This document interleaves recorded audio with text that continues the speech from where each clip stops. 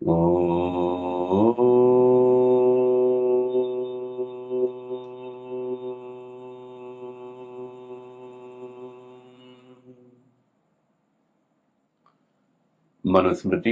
7वां अध्याय और राजधर्म विषय चल रहा है और इसमें राजा को किस प्रकार से दंड का विधान करना चाहिए और न्यायपूर्वक दंड का जो देना है वो राजा के यश की वृद्धि करने वाला, और यदि राजा से अन्याय होता है, दंड का दुरुपयोग होता है, तो ऐसे में ये जो दिया हुआ दंड है ये राजा का कुल सहित विनाश करने वाला होता है।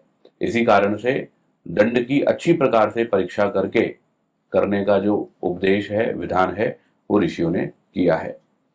तो 35वें श्लोक तक का प्रकरण हमने देख लिया है। आगे हम 36वें श्लोक से प्रारंभ करेंगे, पृष्ठ संख्या 343। कह रहे हैं, तेन यद्यत् सभृत्येन कर्तव्यम रक्षता प्रजाः तत्तद्वोहम प्रवक्ष्यामि यथावत अनुपूर्वशः। कह रहे हैं, तेना, उस राजा को, प्रजाः रक्षता, प्रजाओं की रक्षा करते हुए,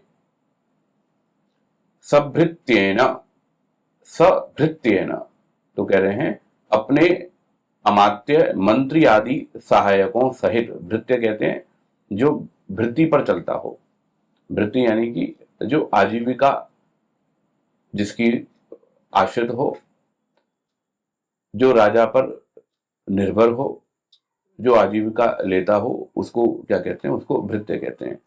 तो भृत्य के अंदर ये सभी आ जाएंगे, अन्य जो भी मंत्रीगण हैं और मंत्री से लेकर के और जो भी उसके सेवक इत्यादि हैं, सब भृत्य के ही अंतर्गत आ जाएंगे। यत यत कर्तव्यम, जो जो कर्तव्य करना चाहिए, तो राजा को प्रजाओं की रक्षा करते हुए अपने भृत्यों सहित जो जो उसको कर्तव्य करने चाहिए, जो जो कर्म उसको करने चाहिए, जो जो उसके लिए विहित है, तो उसके लिए कह रहे हैं तत्त अनुपूर्वशः वह अहम यथावत प्रवक्ष्यामि। भाई उसको अनुपूर्वशः, अनुपूर्वी से, मतलब पूर्वापर से, क्रमशः मैं क्या करूंगा, अहम यथावत प्रवक्ष्यामि, मैं आपको कहूंगा। तो अब जो है क्षत्रियों के, राजा सहित जो अन्य जो क्षत्रिय हैं, उन क्षत्रियों के क्या क्या कर्तव्य होंगे उनको लेकर के आगे कह रहे हैं। देखिए 37वें श्लोक में, ब्राह्मणान पर्युपासीत प्रातरुत्थाय पार्थिवः त्रैविद्य वृद्धान विदुषस्तिष्ठेत तेषां च शासने। कह रहे हैं पार्थिवः, प्रातः उत्थाय, ये जो राजा है, ये राजा प्रातः उठ करके अपनी दिनचर्या आदि करके, संध्योपासना आदि जो नित्य कर्म है उन नित्य कर्मों को करके विधि विधान के अनुसार, और त्रैविद्य वृद्धान विदुषः ब्राह्मणान, त्रैविद्य, तो तीनों विद्याओं से, तीन कौन कौन सी, ऋक यजु और साम, ये तीन विद्याएं कहलाती हैं। तो तीन विद्याएं हैं और चार वेद हैं, ऋग्वेद, यजुर्वेद, सामवेद, अथर्ववेद। तो इन तीनों वेदों के अंदर ये तीन लक्षणों वाली जो विद्या है वो रहती है, ऋग यजु और साम। तो कह रहे हैं त्रैविद्य वृद्धान, तो जो इन तीनों ही प्रकार की विधाओं में, विद्याओं में जो कैसे हैं, जो प्रकर्ष रूप से बड़े हुए हैं, बहुत अच्छी प्रकार से जिनको इनका ज्ञान है, विशिष्ट जिनको इन तीनों विद्याओं का ज्ञान है, ऐसे विदुषः, ऐसे जो विद्वान हैं, ऐसे जो आचार्य हैं, उनके लिए कह रहे हैं ब्राह्मणान, विदुषः ब्राह्मणान, उन ब्राह्मणों को परि उपासित, उनकी क्या करे, उनकी उनकी उपासना करे, उनकी समीपता को प्राप्त करे, उनकी सेवा करे, उनके साथ में संगति करे, जो संगतिकरण जिसको कहते हैं, तो उनकी संगति में बैठ करके, उनके चरणों में बैठ करके, और वो वहां उनसे शिक्षा को ग्रहण करे।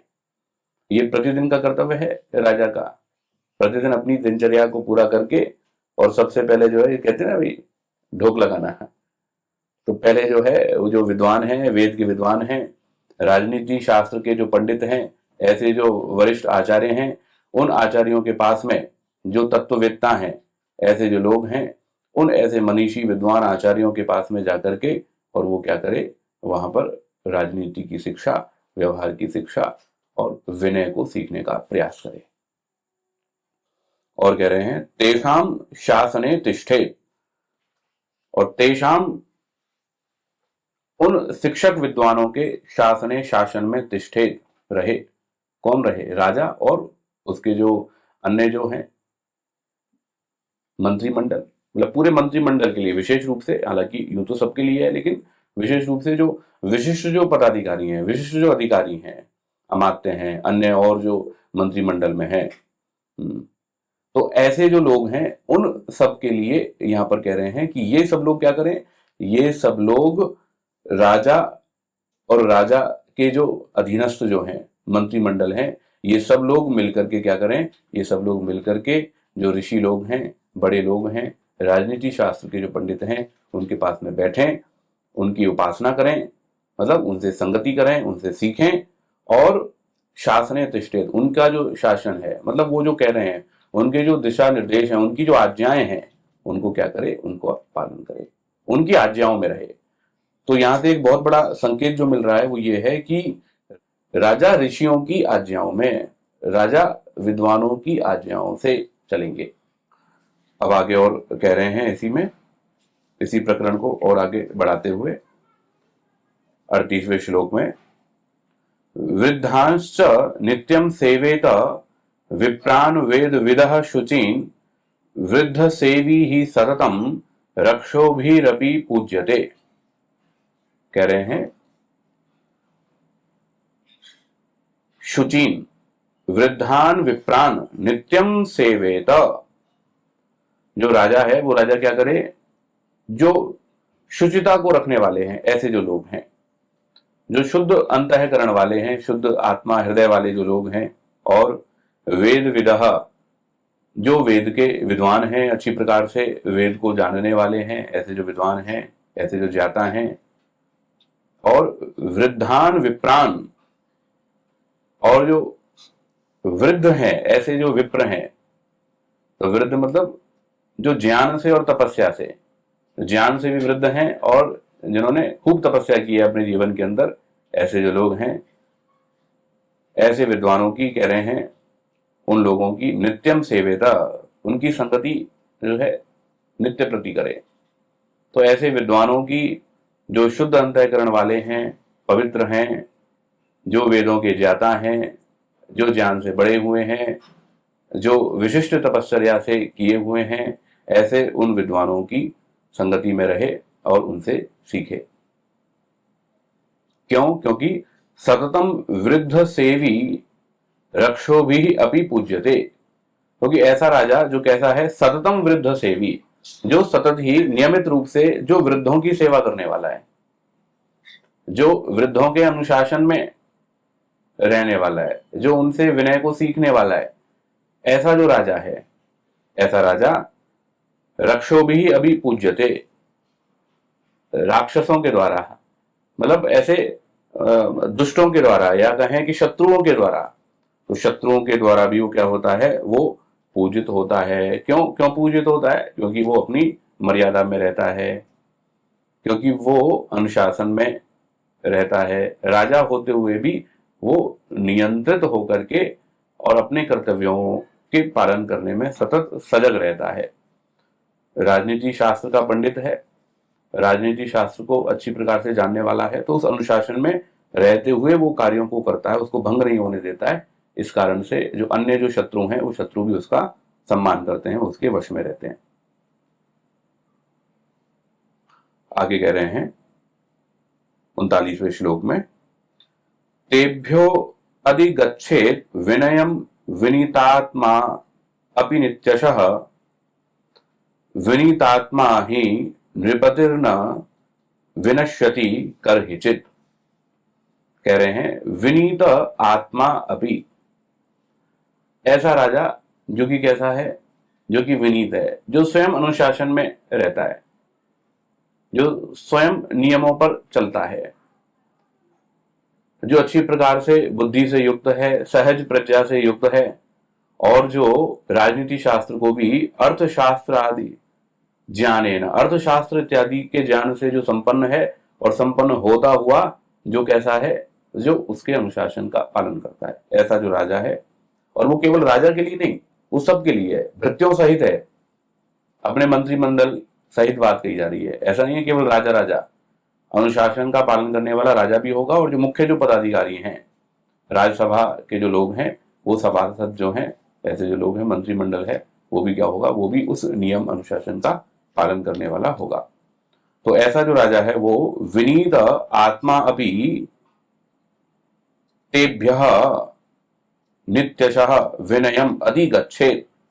तो स्वयं उस अनुशासन का पालन करने वाला है, स्वयं विनय से युक्त है, अनुशासन से युक्त है, मर्यादा से युक्त है, ऐसा होता हुआ भी वो और उसका मंत्रिमंडल, ऐसे होते हुए भी, इन गुणों से युक्त होते हुए भी, फिर भी वो तेभ्यः, उन गुरुजनों से, उन वेदवेत्ताओं से, जिसकी बात पहले की थी कि जो वेद के विद्वान हैं, जो हृदय से स्वच्छ हैं, और जो अपनी ज्ञान में और तपस्या में बड़े हुए हैं, ऐसे उन लोगों से नित्यशः मतलब प्रतिदिन विनयम अधिगच्छेत्, विनय को प्राप्त करे।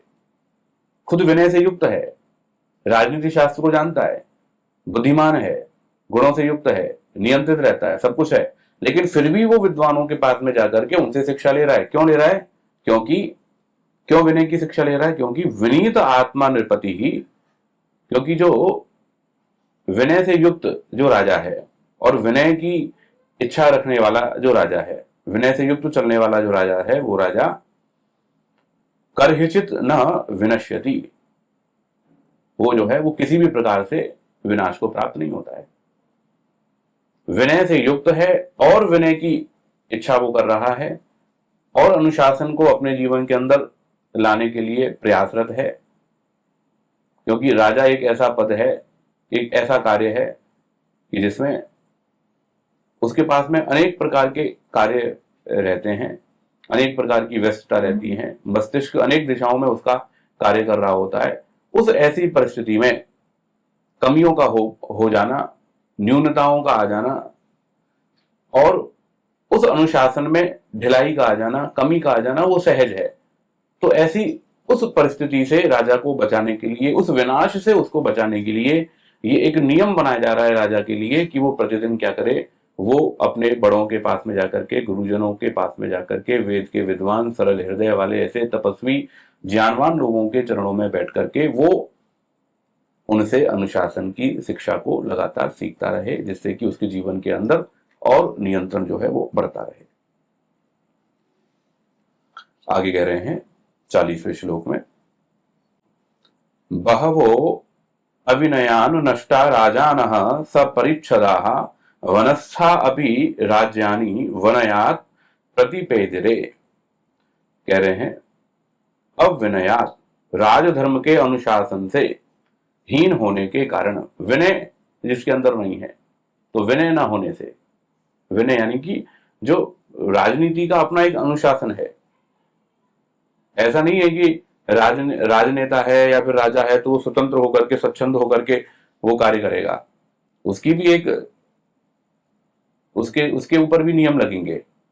तो कह रहे हैं राजधर्म के अनुशासन से हीन होने के कारण बहवः राजानः, बहुत से जो राजा हैं वो राजा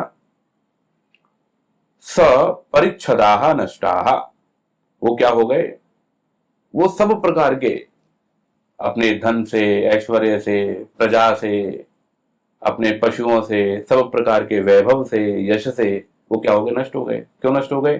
क्योंकि उनके अंदर क्या नहीं था, विनय नहीं था, अनुशासन नहीं था, इसलिए वो नष्ट हो गए। और विनयात वनस्थः अपि, कह रहे हैं, और विनय के कारण से, अनुशासन के कारण से क्या हो गया, जो वनस्थ हैं, वन में जो रहने वाले जो हैं, मतलब साधारण जो व्यक्ति है, मतलब एक तो है भाई राजा का पुत्र है, राजा है, और एक है कि भाई सामान्य परिवार में जन्म लिया है लेकिन अनुशासन उसके अंदर है।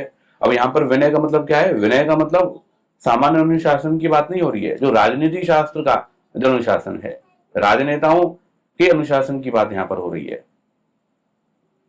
वो अर्थशास्त्र को पढ़ा हुआ हो और अर्थशास्त्र को और ये जो अपना आपका धनुर्वेद है उस शिक्षा में निपुण हो और इस प्रकार से वो अपने आप को जिसने संयमित कर रखा हो, ऐसा जो व्यक्ति है वो भले ही वनस्थः अपि, वन में रहता हुआ भी, अर्थात मतलब वो साधनहीन है, उसके पास में बहुत धन नहीं है, उसके पास में संपत्ति नहीं है, बहुत बड़ा यश नहीं है, इस तरह की कोई बड़ी कीर्ति नहीं है, कोई बड़ा पद नहीं है, नहीं होते हुए भी कह रहे हैं राज्यानी प्रतिपेदिरे, राज्य प्राप्त कर लिए उन्होंने। आगे 41वें में कह रहे हैं वेनो विनष्टो अविनयात् नहुषश्चैव पार्थिवः सुदाः पैजवनश्चैव सुमुखो निमिरेव च।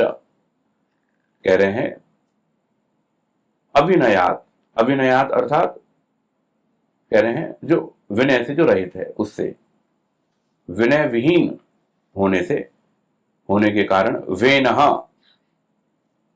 और पार्थिवः नहुषः विनष्टः, तो राजाओं का नाम बता रहे हैं, इतिहास के राजाओं का।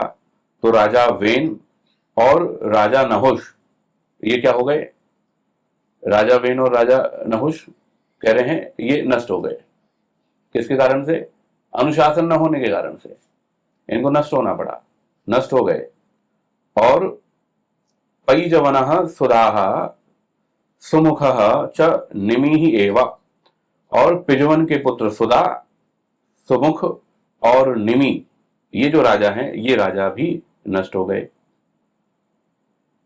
ठीक है, अब इसमें जो टीकाकार हैं उन्होंने इस बात को कहा है भाई ये जो राजा हैं, ये राजा कौन से हैं? ये महाभारत काल के राजा हैं। तो महाभारत काल के राजाओं का वर्णन है, हम मनुस्मृति पढ़ रहे हैं। मनुस्मृति तो पूर्व काल में रचा हुआ शास्त्र है, महाभारत से तो बहुत प्राचीन शास्त्र है ये। ठीक है, महाभारत के अंदर मनु महाराज के श्लोक देकर के प्रमाण के रूप में वो प्रस्तुत करते हैं। तो इसलिए यहाँ पर जिन राजाओं का वर्णन दिया गया है ये महाभारत कालीन ये राजाएं हैं। तो इस कारण से इस श्लोक को, 41वें श्लोक को हम प्रक्षिप्त की श्रेणी के अंतर्गत रखेंगे। 42वां कह रहे हैं पृथुस्तु वनयात् राज्यम प्राप्तवान मनुरेव च कुबेरश्च धनैश्वर्यं ब्राह्मण्यम चैव गाधिजः। कह रहे हैं विनयात्, विनय से, विनम्रता के कारण, अनुशासन के कारण, जो राजनीतिक अनुशासन है वो जो आचरण है उसके कारण, पृथु मनु एव राज्यम प्राप्तवान, राजा पृथु और राजा जो मनु है उन्होंने राज्य प्राप्त कर लिया। और कुबेर धन ऐश्वर्यम, और कुबेर ने धन ऐश्वर्य को, गाधिज, गाधी के पुत्र विश्वामित्र ने ब्राह्मण्यम एवं, ब्राह्मणत्व को प्राप्त कर लिया। तो विश्वामित्र जो है वो क्षत्रिय हुए और क्षत्रिय के बाद में उन्होंने ब्राह्मणत्व को प्राप्त कर लिया। तो यहाँ पर कहने भाई आचरण के कारण से, अनुशासन के विनय के कारण से पृथु और जो मनु है वो राजा हो गए, कुबेर जो है वो ऐश्वर्यवान हो गए, धन ऐश्वर्य वाले, और विश्वामित्र जो है वो उन्होंने ब्राह्मणत्व को प्राप्त कर लिया। तो ये भी जो है ये भी बाद के हैं। तो ये जो है ये श्लोक भी हम इसको प्रक्षिप्त की श्रेणी के ही अंतर्गत रखेंगे। तो 41वां 42वां प्रक्षिप्त और 40वां जो श्लोक है इसको हम विचारणीय श्रेणी के अंतर्गत रखेंगे, क्योंकि यहाँ पर तो एक सिद्धांत इन्होंने दिया है कि जो राजधर्म के अनुशासन से जो हीन है, जो विनय से रहित है, भाई वो तो राजा अपने राज परिवार, धन ऐश्वर्य, सब सारे कुटुंब और सब प्रजा, पशु इत्यादि सबसे नष्ट हो गए। और जो ऐसे हैं जो विनय से युक्त रहे वो क्या हो गए, वो ऐश्वर्य वाले हो गए। अब इन्होंने जो इसके दृष्टांत दिए हैं वो दृष्टांत तो ये तो अर्वाचीन हो गए, दृष्टांत तो अभी के हैं, महाभारत कालीन दृष्टांत हैं, या फिर जो सेट नहीं हो पा रहे हैं उस प्रकार के दृष्टांत हैं। दृष्टांत तो ठीक नहीं है, लेकिन बात जो है वो बात तो ठीक ही प्रतीत हो रही है कि जो विनय से युक्त है, क्योंकि जन्म से तो वर्ण की व्यवस्था है नहीं। वर्ण की व्यवस्था कैसे है? वर्ण की व्यवस्था तो योग्यता के अनुसार है, सामर्थ्य के अनुसार है। तो ऐसे जो लोग हैं जो साधन विहीन हैं या वनस्थ हैं, ऐसे लोग भी योग्य हैं, तो उनको भी क्या है, वो भी राज्य को प्राप्त कर गए। और जो राज्य के पुत्र हैं, राजा के पुत्र हैं, लेकिन योग्य नहीं है, अयोग्य हैं, तो ऐसे भी पुत्र जो हैं, ऐसे भी जो लोग हैं, उनको भी राज्य प्राप्त नहीं हुआ। तो सिद्धांत की दृष्टि से देखेंगे तो ये वाक्य तो ठीक प्रतीत हो रहा है। 43वां, त्रिविद्येभ्यस्त्रयीं विद्यां दंडनीतिं च शाश्वतीं आन्वीक्षिकीं च आत्मविद्यां वार्तारंभांश्च लोकतः।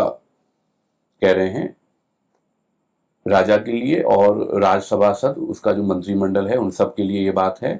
त्रैविद्येभ्यः त्रयीं विद्याम, तो जो तीनों विद्याओं के जो ज्ञाता हैं, ऋग यजु और साम, तीन लक्षणों वाली जो विद्या है, ऋग्वेद, यजुर्वेद, सामवेद और अथर्ववेद, तो इन चारों वेदों में जो तीन प्रकार की विद्या है, वो कौन सी विद्या है? वो है कर्म से संबंधित, ज्ञान से संबंधित और उपासना से संबंधित।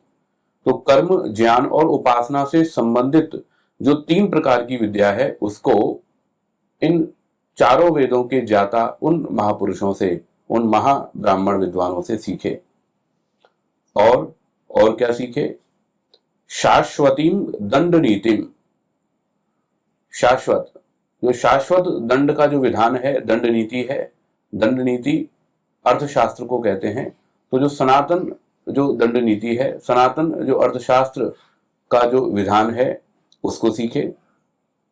और आन्वीक्षिकी, आन्वीक्षिकी कहते हैं न्याय शास्त्र को, तर्क विद्या को। तो तर्क विद्या को भी वो सीखे कि जिससे वो समुचित रूप से न्याय अन्याय को कर सके, समुचित रूप से वो दूसरे की गलतियों को पकड़ सके, उनकी बातों को पकड़ सके। और न्याय कहते हैं पक्ष प्रतिपक्षाभ्याम अर्थावधारणम न्यायः, पक्ष और प्रतिपक्ष से अर्थ का जो अवधारण करना होता है, अर्थ का, वस्तु का, विषय का जो निश्चय करना होता है, वो न्याय कहलाता है। तो आन्वीक्षिकीम, तो न्याय विद्या को वो सीखे, तर्क विद्या को सीखे, और आत्मविद्याम, और अध्यात्म की विद्या को भी सीखे, कि जिससे कि व्यक्ति हर्ष और शोक से रहित हो जाता है। राजा है, बहुत व्यस्तता भरा उसका जीवन रहता है, व्यस्तताओं से भरी हुई उसकी दिनचर्या रहती है, अनेक प्रकार के कार्य रहते हैं, अनेक प्रकार की समस्याएं उसके सामने रहती हैं। तो ऐसे में वो जो हर्ष और शोक हैं, उन हर्ष और शोकों के निवारण के लिए वो अध्यात्म विद्या को भी सीखे। और उसके बाद में कह रहे हैं लोकतः वार्तारंभान, वार्ता को सीखे लोक से। तो वार्ता क्या है? वार्ता है, वार्ता में तीन बातें विशेष रूप से कौटिल्य अर्थशास्त्र में आई हैं। एक है पशुपालन, कृषि और वाणिज्य यानी कि व्यापार। तो पशुपालन को, कृषि को और व्यापार को वो सीखे।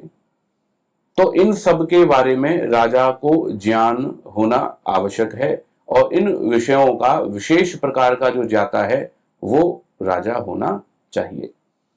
स्वामी दयानंद जी ने छठे समुल्लास में जो इसका अर्थ किया है, उसमें स्वामी जी कह रहे हैं, राजा और राजसभा के सभासद तब हो सकते हैं, अर्थात ये इन विषयों का जानकार होगा तब ही राजा और जो सभासद हैं उनकी नियुक्ति हो सकती है।